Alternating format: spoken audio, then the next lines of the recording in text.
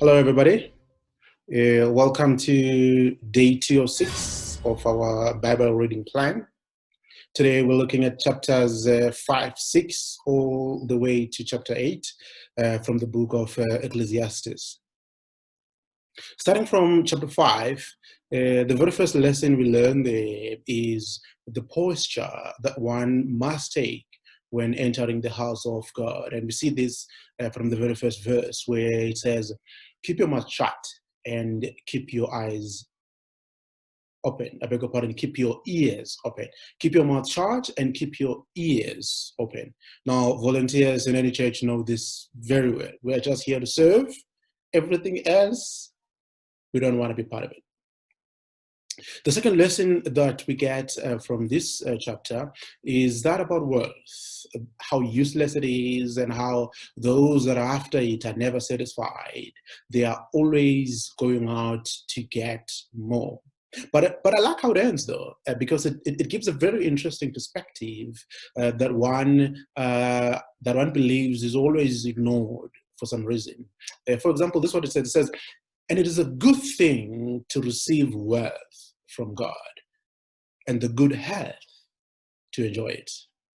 Basically saying everything we've just learned in the bigger part of this chapter, just remember one thing, that if what makes it even more useless is that it's not from God. But if the wealth that you have is from God, and God even gives you the gift of good health to enjoy it, then that wealth will never be useless, which is a very interesting perspective, I must say. And then moving on to chapter 6 of the book Ecclesiastes, it continues with the same thought as chapter 5 around the issue of wealth, but this time goes a little further to encourage contentment, as we see it in the very first part of verse 9.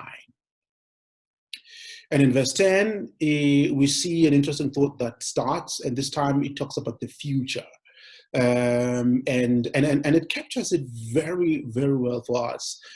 Quite frankly, I'm quite surprised that our favorite motivational and inspirational pastors haven't used this when they quote the very famous Psalm 139, verse 16, where it says, "You saw me before I was born. Every day of my life was recorded in your book. Every moment was laid out before a single day had passed." I like how this chapter, specifically verses 10, captures it. It says, everything has already been decided. It was known long ago what each person would be. So there's no use arguing with God about your destiny. I love it because it almost sort of seeks to infiltrate our prayer list, in that maybe one of the prayer items we should be praying is, God, if it pleases you, reveal to me my destiny and help me walk in it, or help me to walk towards it. Chapter 7. This chapter implores us to pursue wisdom, but then also warns us that there are limits to this wisdom that we're pursuing. And those limits are often disastrous. However, through it all, verse 18 comes in and gives us an interesting take on the matter. And it says, pay attention to these instructions. For anyone who fears God will avoid both extremes. And the extreme spoken about here is pretty much the bigger part of the chapter, where it shows us what happens if we pursue wisdom and what happens if we don't pursue wisdom, the extremes. And it gives us the solution that fearing God, the fear of God, will help us avoid these extremes. Chapter 8. Chapter 8 reminds us how wonderful wisdom is. And it talks about the wicked and the righteous ones, how different life treats them in a way that looks almost unfair to the righteous ones. But then it also offers a solution of some sort. And we see it also in verse 12, where it says, but even though a person sins 100 times and still lives a long time, I know that those who fear God will be better off. At this point, we almost see a thread, a pattern of what's going on, at least as far as these 4 books that we're reviewing today are concerned. And this thread or pattern leads me to what I call today a standard thought. And it's really taken from 3 verses that have the same thought. So instead of giving you a standard verse for today, I'm going to give you a standard thought, because pretty much all these verses speak to the same thing. And these verses are Ecclesiastes 5:7, where it says, "Talk is cheap, like daydreams and other useless activities. Fear God instead." Chapter 7 and verse 18 says, "Pay attention to these instructions, for anyone who fears God will avoid both extremes." And the one we just read now from chapter 8, verse 12, "But even though a person sins 100 times and still lives a long time, I know that those who fear God will be better off."